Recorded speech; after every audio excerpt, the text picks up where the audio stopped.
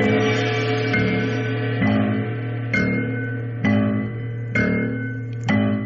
maîtres du mystère.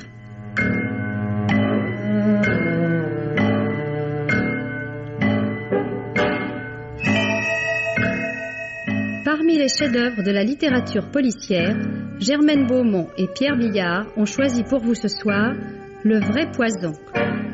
Film radiophonique de Pierre Rolland, d'après une nouvelle de Jean Delay, avec, par ordre d'entrée en ondes, Marcel Tristany, André Var, André Tincy, Édith Loria, Lucien Nat, Gilles Guillot, Jean-Charles Thibault, Pierre Vernier et Nelly Delmas.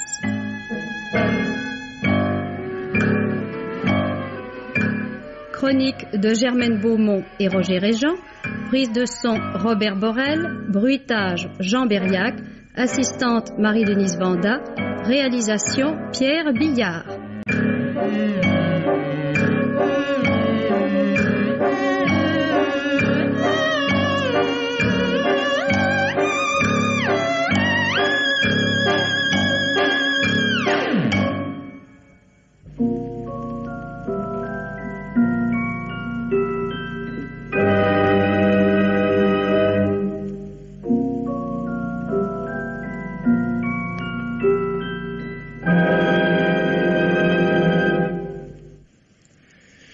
Je n'ai pas toujours été valet de chambre. J'ai reçu une bonne instruction secondaire. Et j'aurais pu devenir avocat, ingénieur ou ténor comme tout le monde. Vous n'avez pas l'intention, j'imagine, de me raconter toute votre vie. Que monsieur le commissaire m'excuse. Je pensais qu'il était utile de donner quelques références. Vous vous appelez Raphaël Fréla. Vous avez 37 ans. Je suis né à Montbéliard le 24 janvier 1924. Depuis combien de temps au service de monsieur Pradier? 2 ans et demi. Je suis arrivé ici peu de temps avant que M. Pradier se remarie. Par conséquent, vous n'avez pas connu la première Madame Pradier? Non, monsieur le commissaire. Mais j'en ai entendu dire beaucoup de bien par Gerty. Gerty? La cuisinière. Ah oui, Germaine Thibault, 62 ans, employée depuis 30 ans dans la famille Pradier. C'est elle qui a élevé le jeune homme. Maintenant, elle s'occupe des petits. Tous 3 enfants du premier lit. Oui, monsieur le commissaire. Jacques Pradier, 19 ans, étudiant en médecine. Nicolas, 7 ans, Suzanne, 5 ans. Oui, monsieur le commissaire. Et tout ce petit monde s'entendait bien avec la nouvelle Madame Pradier? Monsieur Pradier n'a jamais eu besoin d'intervenir? Monsieur est un monsieur très occupé. Quand on dirige une grande banque, comme le Crédit International, on n'a pas beaucoup le temps de surveiller la maisonnée. Et quand par hasard il vous arrive de pouvoir passer une soirée dans les pantoufles, on ne demande qu'une chose, c'est qu'on vous laisse tranquille. Le ménage s'entendait bien? Je n'ai jamais rien remarqué. La différence d'âge était grande, pourtant. Une trentaine d'années, monsieur Pradier a 55 ans. Il ne les paraît pas.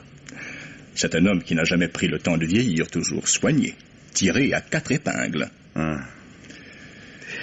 Des maîtresses?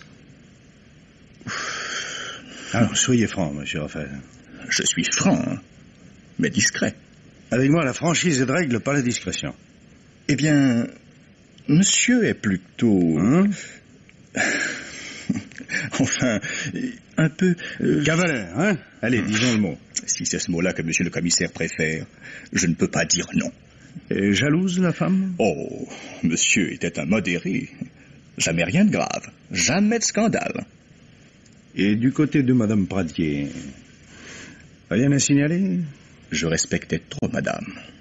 Enfin, vous savez rien? Rien. Eh bien maintenant, monsieur Raphaël, si nous parlions un petit peu de vous. Quand j'ai voulu en parler, monsieur le commissaire m'a arrêté. Enfin, je veux dire qu'il ne m'a pas laissé continuer. Alors, moi, j'ai fait la guerre d'Indochine. J'ai été démobilisé avec le grade de sous-lieutenant. Non, sans remonter si loin, je voudrais simplement savoir ce que vous avez fait pendant la journée du 12 septembre dernier. Le jour où... Oui, le jour du... Eh bien, ce jour-là, je me suis levé de très bonne heure. Monsieur devait prendre l'avion à Orly pour se rendre à Londres. Il m'avait demandé d'aller chercher la voiture au garage. À 6h30, elle était devant la maison.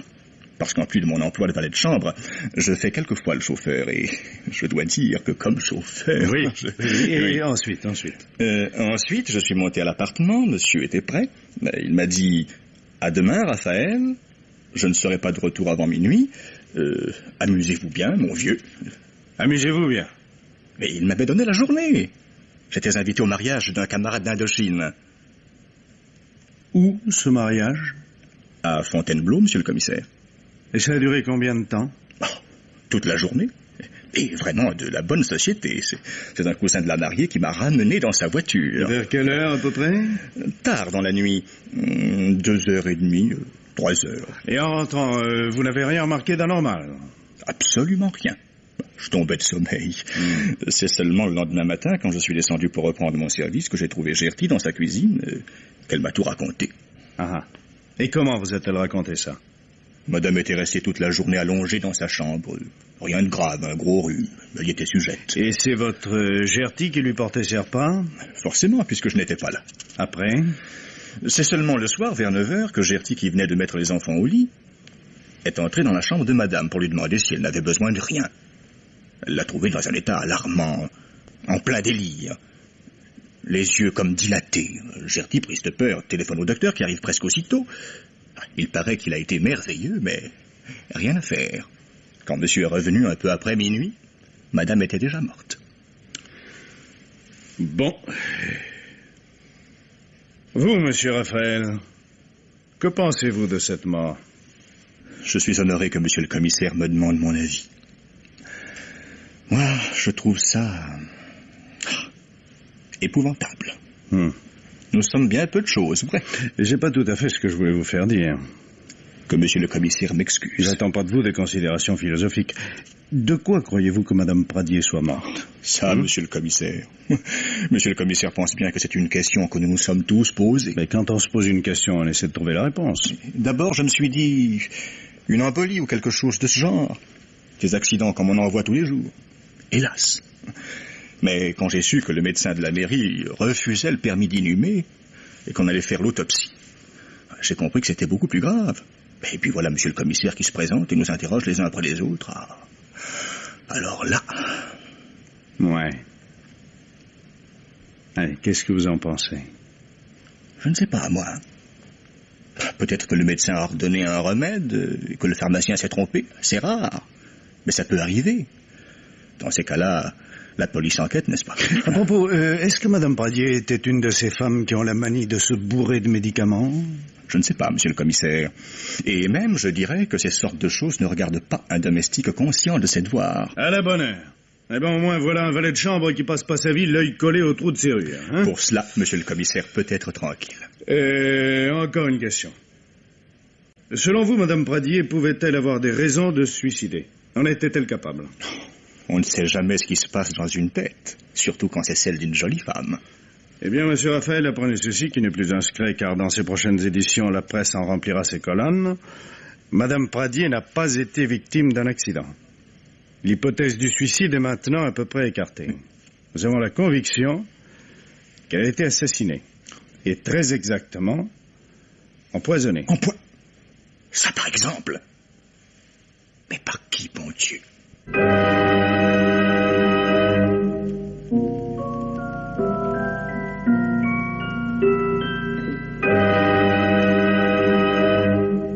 Sacré commissaire. Tout d'un coup, il me demande, savez-vous ce que c'est que l'atropine? Moi, je lui réponds, c'est de ça qu'elle est morte? Oui, qui fait? Justement. Et il se met à rouler des yeux terribles. Moi, je dis, j'ai jamais entendu parler de cette tropine que vous dites. Encore une nouvelle maladie, faut croire. Il me regarde un moment et il se met à rigoler comme une tasse. Et vous aussi, monsieur Raphaël. Vous vous fichez de moi à cette heure. Vraiment, vous n'avez jamais entendu parler de l'atropine? Voyons, Gerty. Mais qu'est-ce que c'est? Un remède que l'on donne pour certaines maladies, mais il faut faire attention. Absorbé à dose massive, il peut provoquer la mort. Ah, je comprends. À présent, c'est une espèce de poison. Ah, bah qu'est-ce que vous voulez? J'ai pas fait comme vous des études séculaires. Secondaire, Gerty. Faut être rudement dégoûtant pour empoisonner le monde. Il faut aussi avoir pas mal de courage. Si on est pris... On vous coupe la tête et on l'a pas volé. Hein? Et le commissaire a raison de regarder ça de près. Mais toutes ces questions, on n'a pas idée. Hein. Ça vous arrive dessus de tous les côtés comme des coups de poing. Il finirait par vous faire dire ce qui n'est pas. Qu'est-ce qu'il vous a donc demandé de si formidable? Oh, est-ce que je sais? J'en ai oublié la moitié. Ce que madame avait mangé à son déjeuner, à son dîner, si elle avait bu du thé, à quelle heure... À cause du poison, ça se comprend. Oh, est-ce que j'ai l'air d'une assassine? Enfin, il a qu'à me dire carrément, c'est-il vous qui l'avez fait mourir, votre patronne? Moi, je me mettrais à lui rire au nez si fort qu'il verra bien qu'il s'est fourré le doigt dans l'œil. Enfin, Gertie, vous êtes resté seul avec madame presque toute la journée. Vous lui avez préparé son manger. Oh, pauvre malheureuse, elle y a seulement pas touché. Dites donc, Gertie, à moi, le commissaire m'a demandé si madame prenait beaucoup de médicaments. J'ai pas su quoi lui répondre. Elle les avait en horreur. La seule chose, quand elle était enrhumée, elle m'envoyait lui acheter son sirop. Oh, une réclame qu'elle avait lue dans un journal de mode. Paraît que c'était merveilleux pour arrêter la toux. Et l'autre jour, elle en a pris de ce sirop? Bien sûr, puisque son rhume avait recommencé. Le matin, elle me commande de lui apporter la bouteille et de la poser sur sa table de chevet. La bouteille était à moitié. Le soir, quand je l'ai trouvée si malade, la bouteille était vide. J'ai rangé la chambre avant l'arrivée du docteur et naturellement j'ai jeté la bouteille. Vous avez raconté ça au commissaire. Oh là là, j'aurais mieux fait de me taire. Hein. Il est devenu tout rouge. J'ai cru qu'il allait me battre. Il a dû vous demander encore si quelqu'un était venu voir madame pendant la journée. Monsieur Jacques, par exemple. Ça, j'en sais rien. Ces messieurs ont chacun leur clé. Et souvent, ils entrent par la grande porte et ils s'en retournent sans que je m'en rende compte. Quand je suis dans ma cuisine, on pourrait bien déménager toute la boutique. Par le service, personne. Si, la couturière. La couturière. Oui, pour essayer une robe à la petite Suzy. Il était près de 4 heures. Je lui ai dit, vous tombez bien, ma fille. Vous allez garder la petite le temps que j'irai à l'école chercher le garçon. Je suis resté parti à peine un quart d'heure. Et dès mon retour, elle s'est sauvée, elle était attendue ailleurs. J'en ai pas parlé au commissaire, pensez. Il m'a demandé s'il y avait d'autres domestiques que nous deux, mais la couturière, c'est pas une domestique. Puis ça aurait encore tout compliqué, la pauvre femme. Elle a eu assez d'ennuis comme ça dans la vie. Elle vous a fait des confidences? Paraît qu'elle a été mariée à un galvaudeux qui l'a planté là au bout de 6 mois, lui laissant en souvenir une petite fille qu'elle a bien du mal à élever convenablement. Enfin, vous l'avez vu, c'est une jeune femme comme il faut et qui sort d'une bonne famille. Hein. Elle n'a pas de temps à perdre avec le questionnaire de la police. J'ai dit pas raison. Entièrement, si. Moi, il m'a tenu pendant 3 heures. Tenez, à propos de Monsieur Jacques, hein, c'est pas croyable tout ce qu'il a été chercher. D'abord, il prétendait que Monsieur Jacques détestait sa belle-mère. J'avais beau dire que non, enfin qu'ils étaient comme 2 copains, il insistait. J'ai fini par lui dire que s'il le savait mieux que moi, c'était pas la peine de me le demander. Alors ça a changé de musique. Il voulait me faire avouer qu'ils flirtaient tous les deux. Et même pire que ça, je lui aurais flanqué des gifles, j'étais à bout. Je lui ai dit, et d'abord Monsieur Jacques a une bonne amie. Ils s'aiment et ils se marieront quand il reviendra du service. Je croyais qu'il serait content comme ça, pensez-vous? Qu'est-ce que c'est que cette jeune fille? Comment elle s'appelle? Qu'est-ce qu'elle fait? Étudiante en pharmacie, ça vous suffit? Enfin, il a eu l'air satisfait de ma réponse. Tiens, qu'il disait.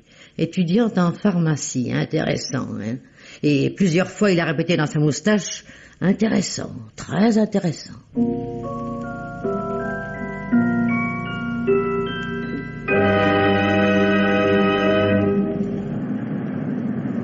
Mademoiselle, excusez-moi, mademoiselle. C'est à moi que vous en avez? Vous êtes bien mademoiselle Simone Colignac? Mais oui, pourquoi?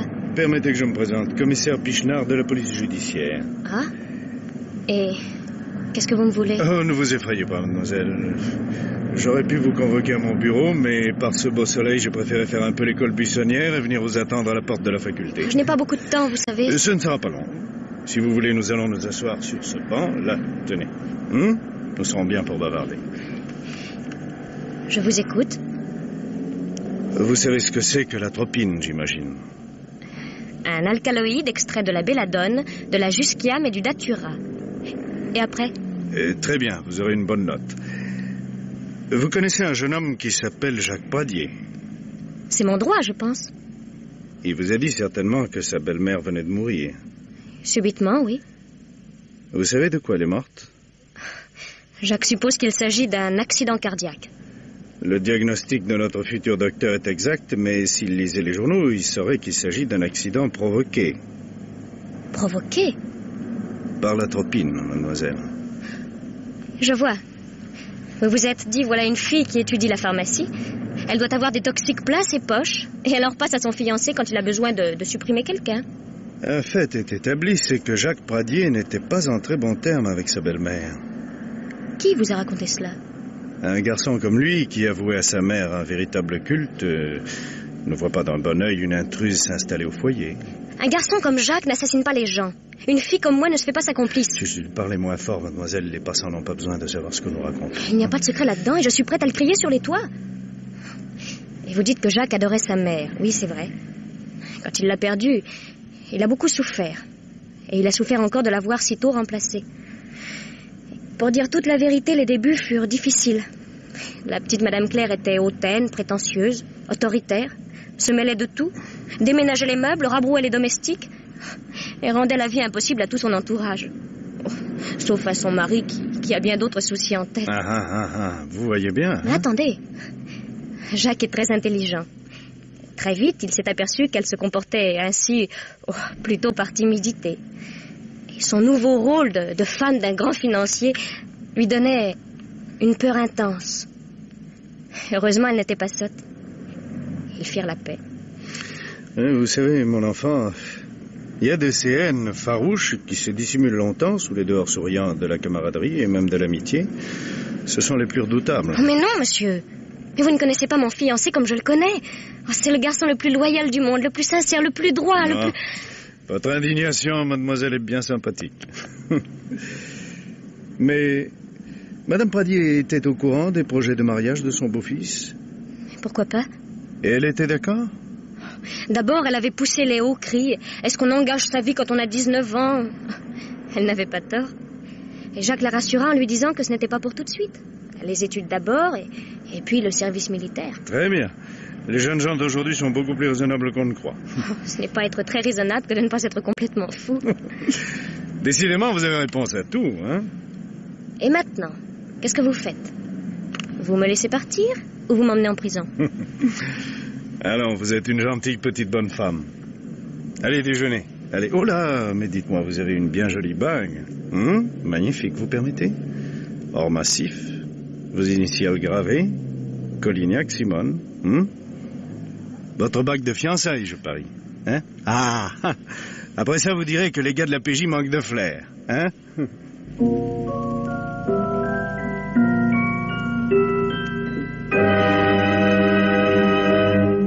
Qu'est-ce que ça signifie, Jacques?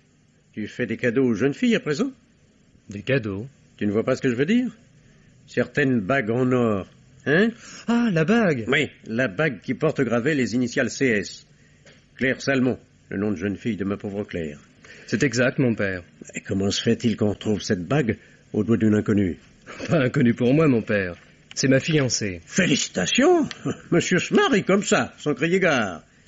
Et ton père, il compte pourquoi? Voici 2 ans, le jour où mon père s'est mis en tête d'épouser Claire Salmon, il ne m'a pas demandé mon avis. Ta réponse est une insolence rare, mon fils. Est-ce que j'ai des comptes à te rendre, moi? Peut-être un peu, tout de même. Il faudra partager l'argent du vieux. Voilà ce que tu t'étais dit, hein? Oh, mon père! Tais-toi! Fiancé, c'est grotesque. Tu n'es même pas majeur. Sois tranquille, je ne me marierai pas avant de l'être. Alors nous avons le temps. En tout cas, je voudrais bien savoir où tu as pris cette bague. Je ne l'avais pas prise, Claire me l'avait donnée. Tiens. Depuis qu'elle s'appelait Madame Pradier, elle ne la portait plus. Et en quel honneur ce cadeau? Nous nous étions promis de vivre désormais en bons camarades. Cette bague était le gage d'une amitié qu'elle souhaitait durable. C'était une nature assez romanesque. Elle aimait le solennel, le symbolique. Ingénieuse, cette petite histoire. Tu ne me crois pas? Non, Claire me l'aurait dit. Alors tu crois que j'ai été fouillé dans son coffret à bijoux quand elle a été morte? Jolie, vraiment jolie. Ainsi Claire t'a donné, disons, ce précieux gage et ton premier mouvement a été d'aller l'offrir à cette personne. Pas du tout. Mon premier mouvement a été de le ranger au fond d'un tiroir. Et puis l'autre jour, c'était le lendemain du malheur, je l'ai pris pour le montrer à Simone. Elle s'appelle Simone? Simone Colignac, si tu veux tout savoir. Elle l'a trouvée belle et nous nous sommes aperçus que les initiales CS étaient aussi les siennes. Belle mentalité, se parer des dépouilles d'une morte. Cela peut être une façon de perpétuer sa mémoire. Je n'aime pas ces cachotteries. Enfin, mais toi, vous aviez à mon insu des conversations amicales? Tu aurais préféré que nous passions nos journées en disputes idiotes? Mais chez moi, derrière mon dos, vous conspiriez. Qu'est-ce que tu vas chercher? Sais-tu qu'il me vient d'étranges soupçons? Quoi? Ma première idée était stupide. On n'assassine pas une femme pour lui prendre une bague et la porter à sa petite amie. On n'assassine pas? Parce que... Non, c'est pas possible. Toi, mon père, tu irais jusqu'à imaginer... Ah, depuis ce coup terrible, je ne sais plus. Oui, j'imagine, et ce que j'imagine est atroce. Jacques, il faut que tu me dises toute la vérité. Quelle vérité? J'ai tout dit. J'en sais trop déjà pour ne pas exiger le reste. Où en étiez-vous tous les deux? Parle. Mais parle donc, petit misérable. C'est lamentable. Je crois inutile de poursuivre cette conversation.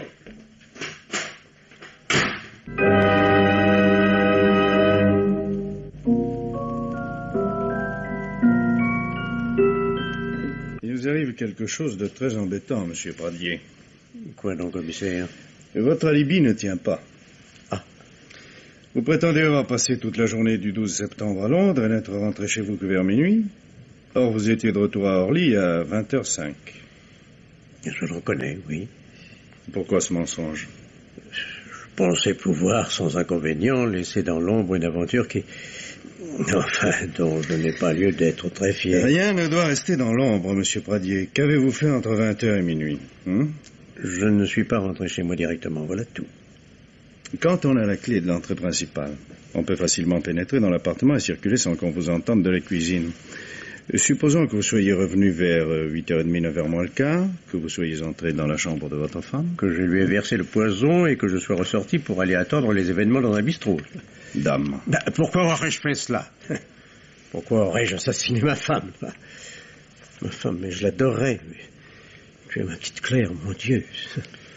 Il serait si simple de me dire ce que vous avez fait de votre soirée. Ah, commissaire, vous me tourmentez. Mais je l'ai bien mérité. Vous exagérez probablement la gravité de vos actes. Disculpez-vous, c'est le principal.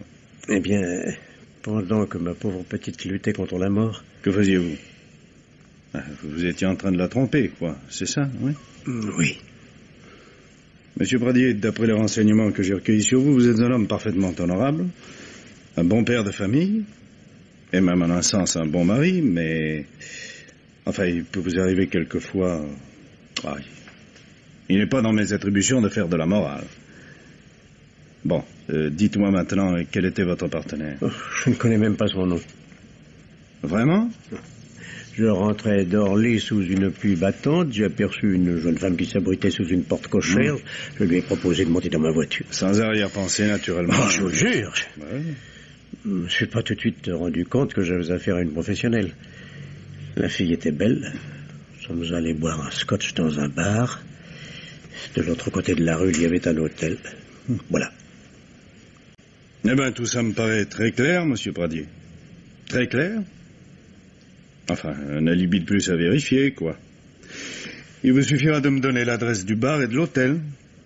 Si nous avons besoin de la fille, ce sera un jeu pour nous de la retrouver. Pour la deuxième fois, vous venez d'employer le mot alibi. Vous croyez donc fermement que moi, j'aurais pu... Chut, excusez-moi. Il y a quelqu'un derrière la porte. Qu'est-ce que vous faites là, Raphaël? Je croyais que vous n'écoutiez jamais aux portes. Je faisais mon travail. Il y a une vis qui manque à cette plaque de propreté. Il va falloir que j'en mette une autre. C'est une chance que je rencontre monsieur le commissaire. J'aurai une communication à lui faire qui pourrait l'intéresser. Bon. Et je vous attendrai à mon bureau demain matin, 10h. Tâchez d'être exact.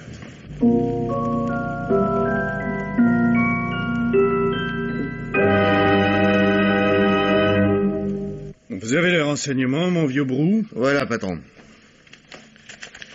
Raphaël Freiland, né à Montbéliard le 27 juillet 1924. Casier judiciaire? Vierge.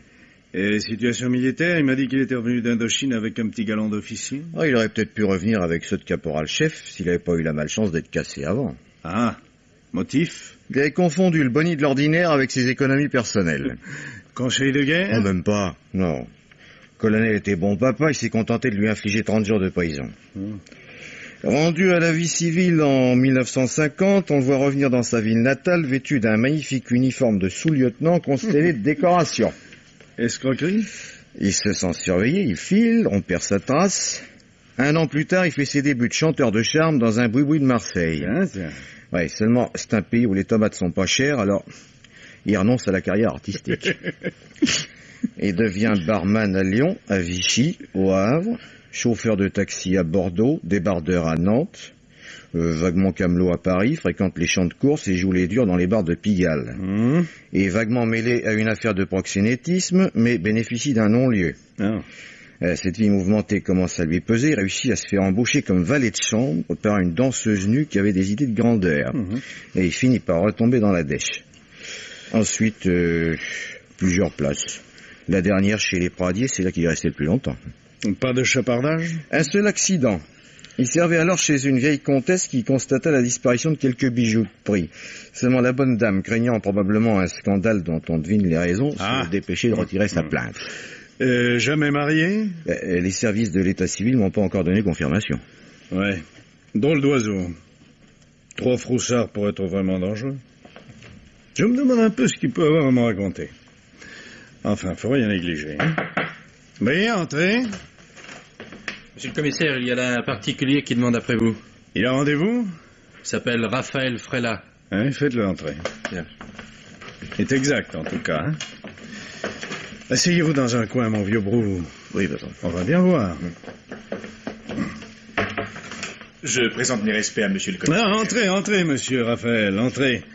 Connaissez-vous mon collaborateur, l'inspecteur Brou? Enchanté, monsieur. Prenez cette chaise. Mettez-vous à votre aise.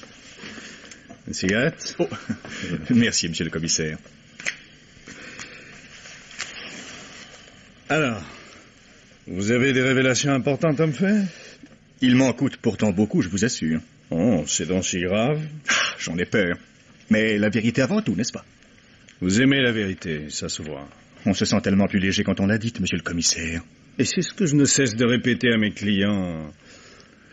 Eh bien alors, puisque vous y voilà décidé, allez-y de votre petite histoire, hein?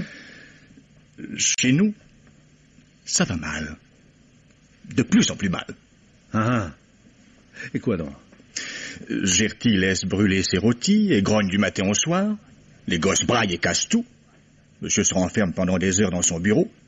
Et je crois bien que c'est pour pleurer. Ouais. Monsieur Jacques ne met plus les pieds à la maison. Depuis quelques jours, j'avais bien remarqué que le père et le fils ne s'adressaient plus à parole, qu'ils s'évitaient.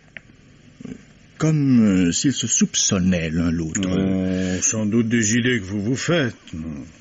La fin dramatique de la jeune femme les a durement secoués, et depuis qu'ils se rendent compte que nous sommes sur la piste du criminel, ils s'affolent. Vous êtes sur la piste? Je ne peux pas vous en dire davantage. Vous comprenez pourquoi, hein? Mais vous faites bien de me tenir au courant de vos observations personnelles. Ce n'est pas tout. Tiens. La soirée du 12 septembre, monsieur l'a passée à Paris. Comment le savez-vous? Un ami à moi, qu'il connaît bien, l'a aperçu à 8h30 au volant de sa voiture, avenue Bosquet. Et qu'est-ce qu'il faisait là? Il s'est arrêté et il a embarqué une poule. Ça m'ennuie de dire cela de monsieur, mais puisque c'est la vérité. Mon ami est prêt à venir témoigner. Votre ami? Monsieur le commissaire? Ne le dérangez pas. Je croyais... Il y a longtemps que nous savons à quoi nous en tenir sur les occupations de monsieur Pradier au cours de la soirée du 12 septembre. Oh, je m'en doute. La police est toujours bien renseignée. Pas mal, oui, quoi qu'on en dise. Oh, répondez, mon vieux Brou. Oui. J'écoute. Oui. Oui, monsieur le directeur. Non, ici, l'inspecteur Brou. Oui, monsieur le directeur, je vous l'appelle. Le grand patron, monsieur Pichenard. Oh, bien. Cher monsieur Raphaël, je ne vous retiens plus. Mes respects, monsieur le commissaire. À bientôt, mon lieutenant. Mais le voilà, monsieur le directeur. Oui, je vais vous le passer. Vite, il commence à fumer. Allô, excusez-moi, monsieur le directeur. Bien, monsieur le directeur. Oui, monsieur le directeur, oui. Vos ordres sont exécutés, monsieur le directeur. Un mandat de perquisition. Bien, monsieur le directeur. Bien, je l'envoie prendre. Mais... vieux macaque.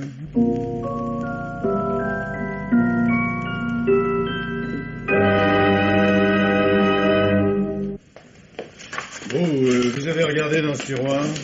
Son secrétaire. Non, pas encore, patron. Messieurs, doucement, je vous en prie, ayez pitié de moi.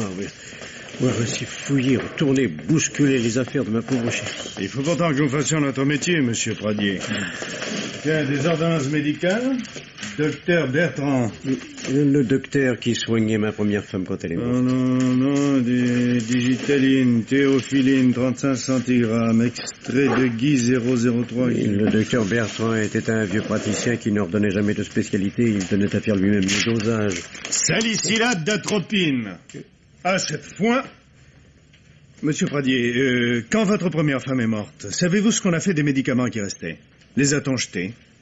Ça, j'avoue que je n'en sais rien. Il faudrait demander à Gerty. Eh bien, faites l'avenir. Et même si cela vous est trop pénible d'assister à nos recherches, elle servira de témoin à votre place. Je ne demande pas mieux, commissaire.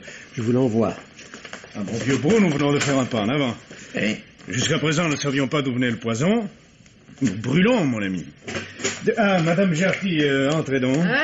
Voilà un joli farfouillis, hein. Encore du travail pour la pauvre Gerty. Oui, on mettra tout en ordre, soyez tranquille.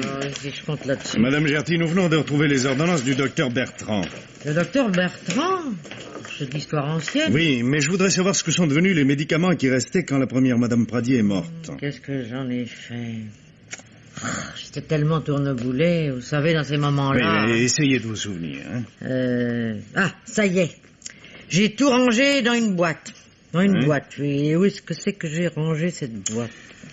Ça va me revenir. Dans le petit placard à côté de la salle de bain, pardi. Et personne n'y a jamais touché, ça j'en suis sûr. Voulez nous montrer ça? C'est pas difficile. Venez par là.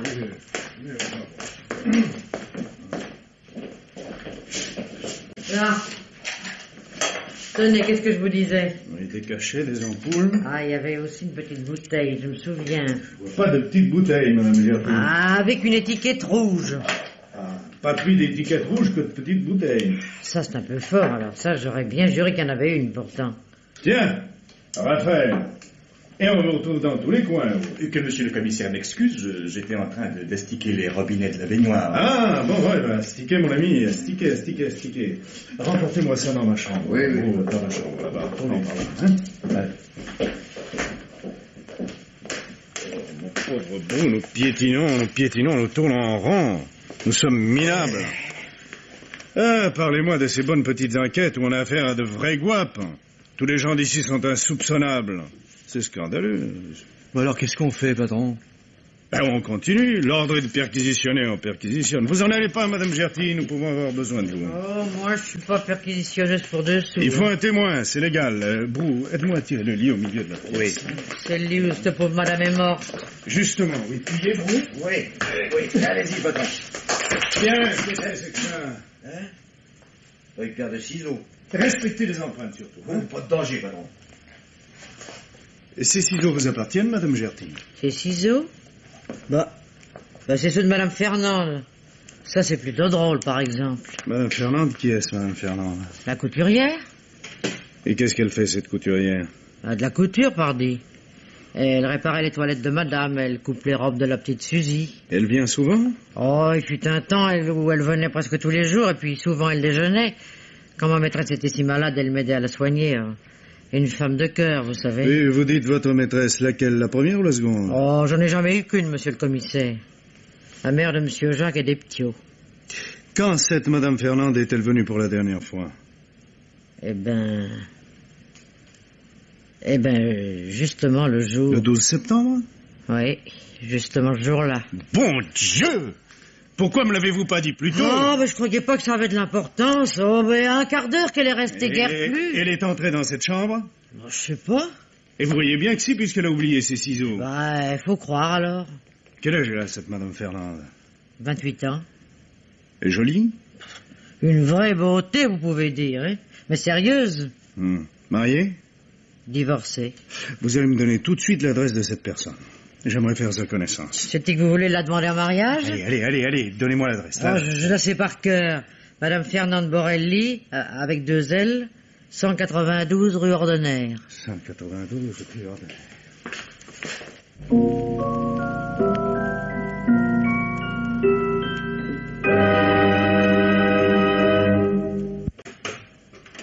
Madame Fernande Borelli. C'est moi, monsieur? Que désirez-vous? Commissaire Pichenard, police judiciaire. Inspecteur Brou, mon adjoint. Entrez, monsieur. Asseyez-vous. Vous êtes couturière. Oh, une petite artisane. Quelquefois, je vais en journée. Chez les Pradier, par exemple. Ah, depuis 2 ans, beaucoup moins.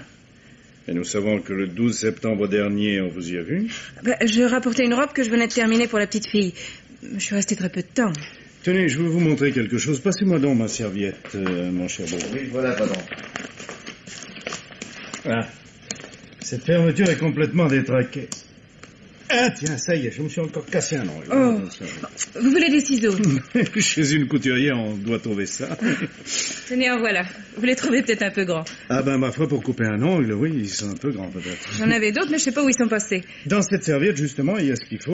Tenez, vous qui êtes adroit, essayez donc de l'ouvrir, hein. Oui. Et surtout, ne vous estropiez pas. Ah, voilà. Bravo. Un as, ce beau. Vous allez voir, chère madame, ce qu'il y a là-dedans. Tenez, regardez. Vous les connaissez, ces ciseaux? Oh, par exemple. Où les avez-vous trouvés? Et devinez. C'est extraordinaire. Dans la chambre de madame Claire Pradier. Très exactement entre le lit et le mur. Ils seront glissés de la poche de mon tablier. Vous reconnaissez donc être venu au chevet de cet infortuné qui devait rendre le dernier soupir à peine 6 heures plus tard. Que veniez-vous faire dans cette chambre? Gerty s'était absentée. J'étais dans la cuisine avec la petite Suzy. Madame Pradier sonne. Je vais voir ce qu'elle veut. Et alors? Madame Pradier demande du thé. Je lui dis que Gerty ne tardera pas. Elle insiste pour que je lui en prépare immédiatement. Sur un ton, hein. Alors, je lui fais remarquer que je ne suis pas sa domestique. Elle s'échauffe, m'injurie presque. Ce n'était certainement pas la première fois que vous aviez avec elle une algarade de ce genre. J'ai toujours eu l'impression qu'elle me détestait. Elle ne ratait jamais une occasion d'être désagréable avec moi, de m'humilier. Tiens, pourquoi? Elle devait croire que son mari et moi... Ce qui était faux, naturellement. Ah, sur la tête de ma fille, je puis vous jurer que ça n'a jamais existé. Monsieur Pradier ne vous a jamais fait la cour. C'est un homme bien élevé. Il me traitait presque en ami. Rien de plus. Admettons. Revenons à la scène du thé. Alors, de guerre lasse, vous consentez à le faire, ce thé. Il fallait bien. Mais vous deviez être très en colère. Ça, j'avoue, j'étais pas contente. Vous êtes sorti par le petit couloir qui dessert la salle de bain? Ah non, je crois pas, non. Non, je suis sorti plutôt par la porte qui donne sur la galerie. Et vous n'en êtes pas très sûr. Moi, je suis certain que vous êtes passé par le petit couloir. Oh, et puis après, ça change rien. Oh, que si. Que si. Dans le petit couloir, il y a un petit placard. Je l'ai jamais ouvert. Dans le petit placard, il y avait une petite boîte. C'est possible. Dans la petite boîte, des médicaments, notamment une petite bouteille portant une étiquette rouge. Où voulez-vous en venir? Vous étiez au paroxysme de la rage. Tiens, vous avez de la visite. Je n'attends personne. Ah, c'est dommage, la conversation a commencé à devenir intéressante. Le visiteur s'impatiente, faut aller ouvrir. Pour ne pas vous importuner, nous allons nous mettre dans la pièce à côté. Cette porte-là. C'est ma chambre. Bien. Vous venez, Brou? Oui, patron. Vous n'essayez pas de filer, j'ai 2 inspecteurs qui surveillent la maison. Allez ouvrir, madame.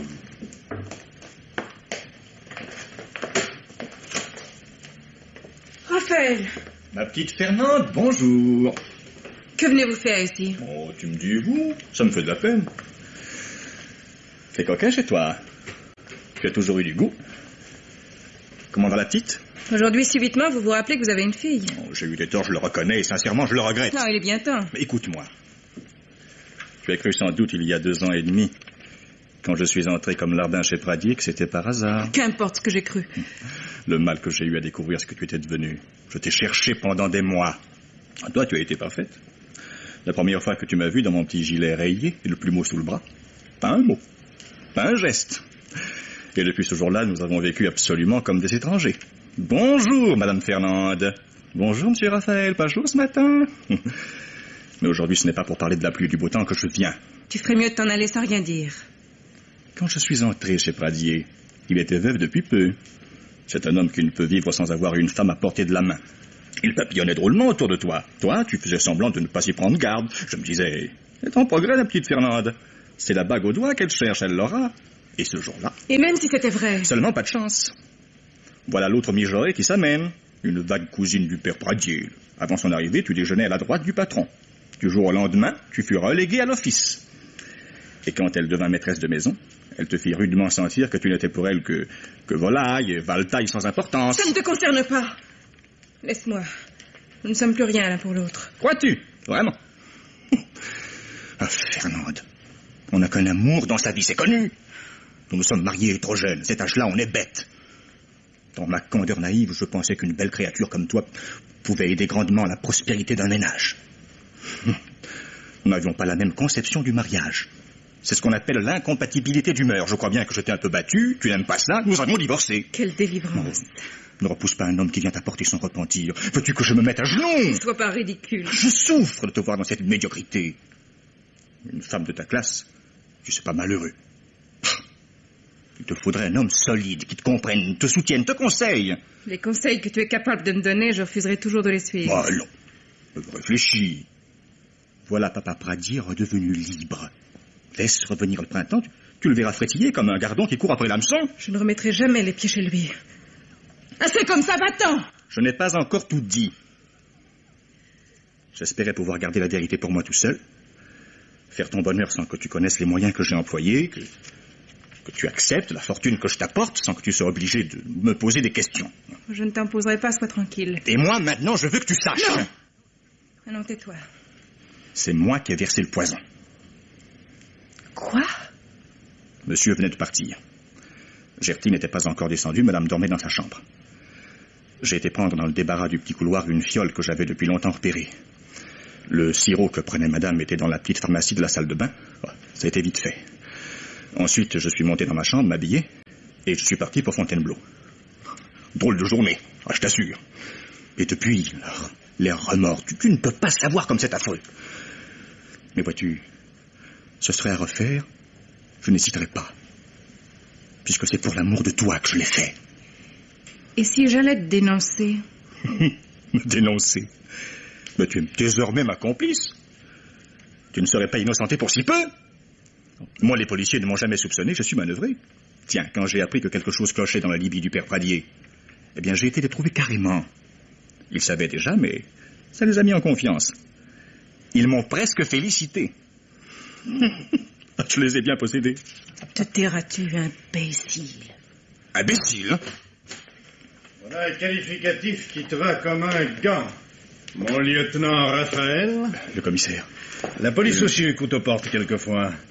J'espère que tu ne feras pas de difficultés pour nous suivre. Mais tout ce que j'ai raconté, monsieur le commissaire, c'était de la blague. Je n'ai rien fait du tout. Pas de cris, hein? Surtout pas de cris. Passez-lui les bracelets, mon vieux brou. Cette dame ne m'a jamais pris au sérieux. Il fallait que je l'impressionne. Mais oui. Tu nous expliqueras tout ça plus tard. Vous connaissez ma vie, pourtant. Est-ce qu'on dit la vérité aux femmes? Je suis un honnête homme, moi, monsieur le commissaire. Je suis un honnête homme, enfin, quoi.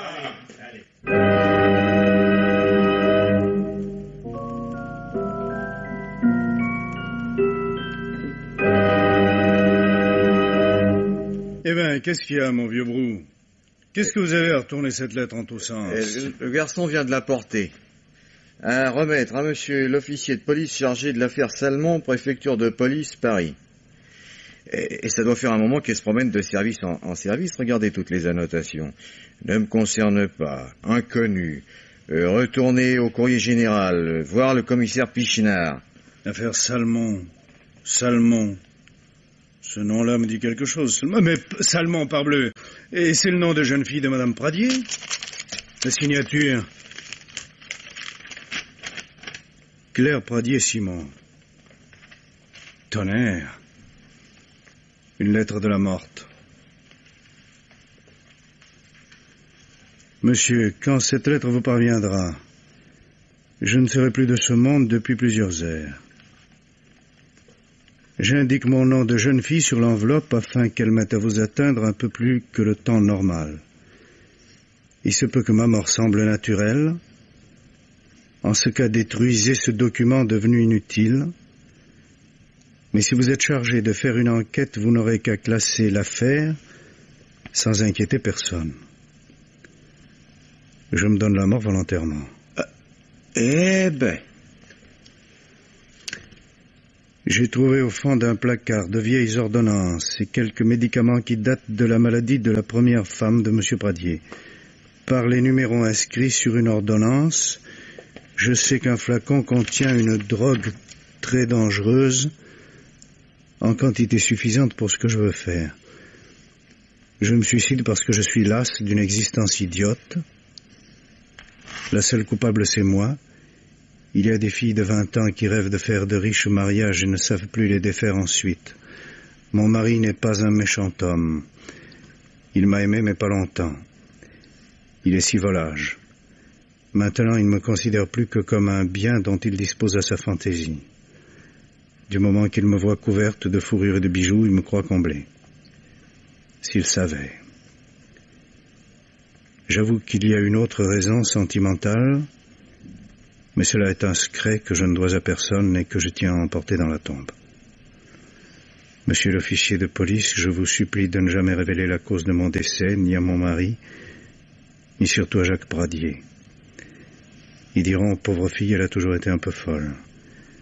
Vous pouvez faire vérifier l'authenticité de mon écriture. Afin de faciliter votre tâche, je joins ma carte d'identité dont je n'ai plus besoin et qui porte ma signature et mon empreinte digitale. Et je termine ma lettre par les deux, signature et empreinte. Signé Claire Pradier-Salmon. Pauvre gosse. Elle a pensé à tout. Mais Raphaël, dans tout ça... Ben c'est maintenant qu'il dit la vérité. Quand il se rétracte. Il avait inventé son histoire de crime pour esbrouffer son ex-femme. Un hableur, un menteur, un tricheur. Il nous a drôlement compliqué l'existence. Oui, ben, en somme, patron, c'était lui le vrai poison.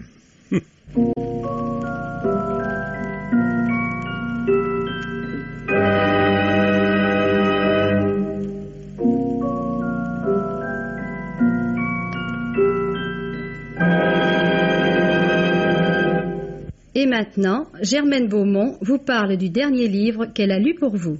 Bien qu'il semble que tout ait été dit sur le problème policier du crime commis dans un local clos, bien que l'on soit à peu près certain qu'on n'égalera jamais le mystère de la chambre jaune de Gaston Leroux, on ne saurait reprocher aux auteurs de romans actuels de s'attaquer eux aussi à ces problèmes en tentant de les renouveler. La dernière tentative de ce genre se nomme « Les sortilèges de Seven Stones ». Elle est due à la collaboration d'Armand Zivès et d'Éric J. Certon et paraît dans la collection Le Masque. Est-ce la présence d'un jeune prince indien, d'un serviteur non moins indien, d'une cassette en or contenant des diamants indiens qui font reculer ce roman vers une époque que les nouvelles vagues ont tendance à renier? De moins en moins, en effet, certains accessoires ne sont de mise dans le romanesque policier tel qu'on le conçoit aujourd'hui. Au fait, peut-on même dire qu'il y a encore un romanesque policier? Ces réserves faites, je vois des qualités de construction, sinon d'originalité, dans cette histoire qui se déroule dans un château du comté de Kent, non loin de Londres. Dès la fin du premier chapitre, alors que des hôtes sympathiques séjournent autour du propriétaire du château, Sir Lester Radford, et de sa jolie jeune femme, Sir Lester, qui s'est retiré dans son cabinet de travail clos de toutes parts, y est trouvé assassiné d'un coup de stylet dans la nuque. Il laisse une épouse désolée, des policiers perplexes, un coffret de diamants, une cassette dans laquelle reposent des bijoux d'or massif ayant appartenu à une impératrice chinoise. Et voilà qu'autour de la jeune veuve, des drames et des attentats se multiplient. Il est évident qu'elle devrait quitter ce château funeste, mais ce n'est pas l'avis du détective Warner chargé de l'affaire. Il estime préférable que Lady Radford ne s'éloigne pas, mais qu'elle ait auprès d'elle une personne qui, infirmière et secrétaire, adoucira sa solitude. Une jeune fille charmante, convoquée par annonce, se présente, mais accompagnée d'un aveugle âgé dont elle a la charge et qu'elle n'a pas voulu quitter. Ces deux nouveaux personnages ne font que compliquer la situation, car il est impossible de savoir s'ils aideront véritablement Lady Radford dans ses épreuves, ou s'ils ne sont pas eux-mêmes au gage de l'assassin de Sir Lester. Bien entendu, les soupçons ne font que croître, jusqu'à une solution malheureusement moins ingénieuse que mécanique. Les sortilèges de Seven Stones par Armand Zivès et Éric J. Certon sont publiés dans la collection Le Masque. Roger Régent vous parle du dernier film qu'il a vu. Tous ceux qui s'intéressent aux histoires d'espionnage connaissent l'aventure extraordinaire de Richard Sorge, l'un des 2 ou 3 agents secrets les plus spectaculaires de la dernière guerre mondiale. Il est même devenu en quelque sorte un personnage légendaire. Et le mystère qui entoure sa mort n'a jamais été éclairci. On ne sait d'ailleurs pas s'il est vraiment mort. Ce doute qui plane sur sa disparition ne fait que rendre plus passionnante encore son histoire. Il était donc naturel que les cinéastes s'intéressent à son cas. C'est pour une fois un metteur en scène français qui a filmé son histoire, Yves Ciampi, avec la collaboration pour le scénario du romancier allemand Hans Otto Messner et du français Arlot. Il est toujours difficile, dans ces sortes d'entreprises, de faire la différence entre la réalité et la fiction. Il semble que les auteurs de « Qui êtes-vous, monsieur Sorge ?» aient puisé dans la vérité l'essentiel de leur œuvre, dans la mesure toutefois où l'on connaît cette vérité. Mais leur documentation et leur travail ont été des plus sérieux, et l'on peut penser que, dans ces grandes lignes, au moins, le scénario s'approche au plus près de la réalité. Le film est donc passionnant par le cas et le problème qu'il traite. Plus, disons-le, que par ses qualités proprement cinématographiques. Elles ne sont pourtant pas négligeables, notamment dans la dernière partie du film, mais techniquement, je pense particulièrement à la qualité médiocre de la photographie, Yves Ciampi paraît avoir été trahi par ses outils de cinéaste. Du point de vue de la construction, le début est très confus. On sait bien qu'il n'était pas facile de situer le personnage, de démêler les fils embrouillés de ces réseaux d'espionnage où étaient impliqués les Japonais, les Russes, les Anglais et sans doute d'autres encore. Mais la première qualité d'une œuvre de cette nature est la clarté et de donner le moyen au spectateur de reconnaître les gens et de comprendre leur action. On sait que c'est ce manque de rigueur dans son scénario qui a perdu Clouzot pour son film Les Espions. L'interprétation de « Qui êtes-vous, monsieur Sorge ?» est dans l'ensemble assez grise. Toutefois, il faut mettre à part l'acteur, qui est inconnu de nous, Thomas Holtzmann, qui donne au rôle de Sorge du mordant et du relief.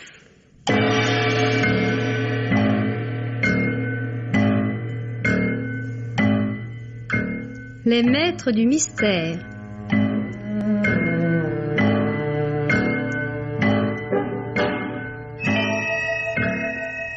Parmi les chefs-d'œuvre de la littérature policière, Germaine Beaumont et Pierre Billard ont choisi pour vous ce soir Le Vrai Poison, film radiophonique de Pierre Roland, d'après une nouvelle de Jean Delay, avec par ordre d'entrée en ondes Marcel Tristany, André Var, André Tincy, Édith Loria, Lucien Nat, Gilles Guillot, Jean-Charles Thibault, Pierre Vernier et Nelly Delmas.